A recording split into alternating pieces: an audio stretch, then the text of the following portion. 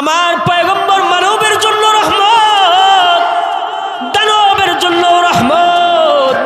আমার পয়গম্বর আরবের জন্য রহমত, আজমের জন্য রহমত, অর্থাৎ কুল কায়নাত পৃথিবীর সমস্ত সৃষ্টিকুলের জন্য রহমত। আল্লাহ তাআলা বলেন ওয়ামা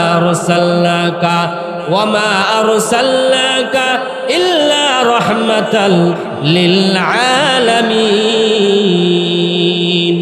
শুধু ওয়াজুদস রাহমাতুল লিল আলামিন, শুধু ওয়াজুদস রাহমাতুল লিল আলামিন। মসজিদে শুধু হামারু জমিন। আল্লাহু আকবার। আল্লাহ তাআলা মানব জাতির হেদায়েতের জন্য আদম আলাইহিস সালাম থেকে শুরু করে ঈসা পয়গম্বর পর্যন্ত আল্লাহ তাআলা লক্ষ লক্ষ নবী রাসূল দুনিয়ায় প্রেরণ করেছেন। এই নবীরা এক একটা সময় এক একটা অঞ্চলের জন্য, এক একটা সম্প্রদায়ের জন্য, এক একটা গোত্রের জন্য, এক একটা এলাকার জন্য নবীরা এসেছেন, কিছু সময়ের জন্য এসেছেন। এই নবীরা তাদের দায়িত্ব আঞ্জাম দিয়ে দুনিয়া থেকে চলে গিয়েছেন। তাদের সঙ্গে আসমানি কিতাবও এসেছিল, আসমানি কিতাব উঠিয়ে নেওয়া হয়েছে। তাদের সঙ্গে এই দুনিয়ায় শরীয়ত দেওয়া হয়েছিল, শরীয়ত উঠাই নেওয়া হয়েছে। কিন্তু আমার পয়গম্বর সরদারে দু আলম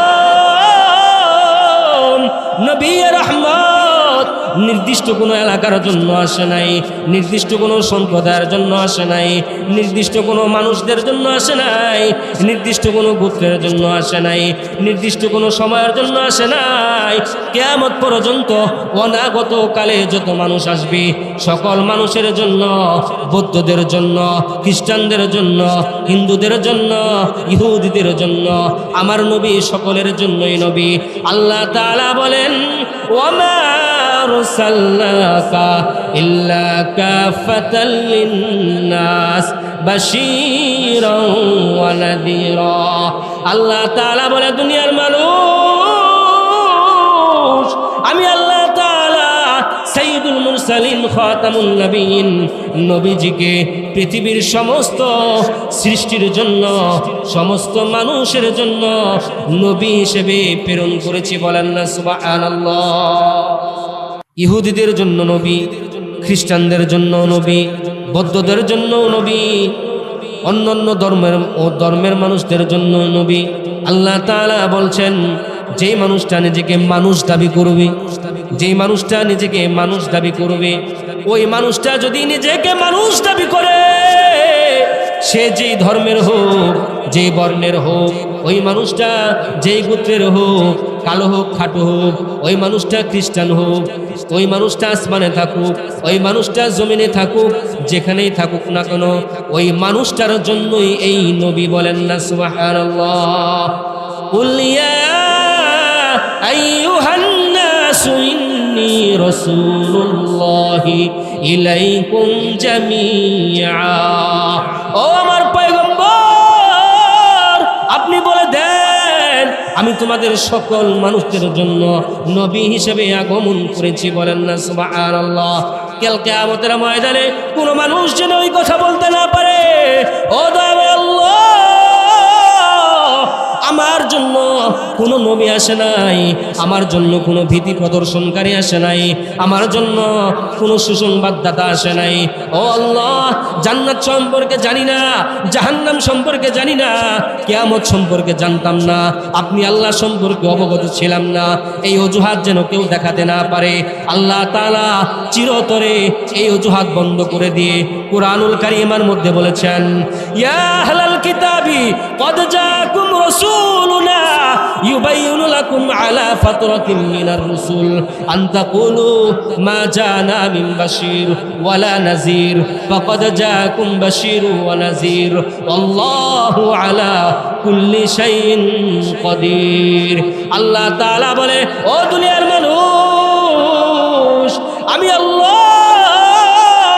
দীর্ঘদিন নবী আগমনের বিরতির পর তোমাদের মাঝে আবার আমার মুহাম্মদকে প্রেরণ করেছি, তোমরা যেন এই অজুহাত দিতে না পারো যে আমাদের কাছে কোনো নবী আসে নাই, কোনো ভীতি প্রদর্শনকারী আসে নাই, কোনো সুসংবাদদাতা আসে নাই।